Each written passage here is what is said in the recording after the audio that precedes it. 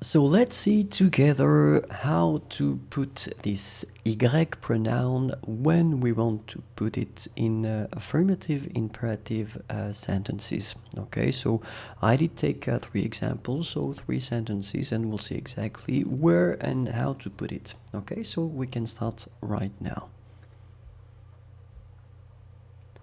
Think about it. Pense-y. Pense-y. Pense-y.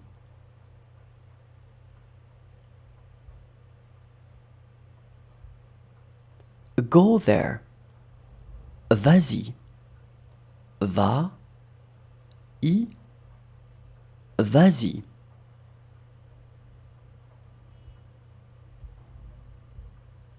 Answer it. Réponds-y. Réponds-y.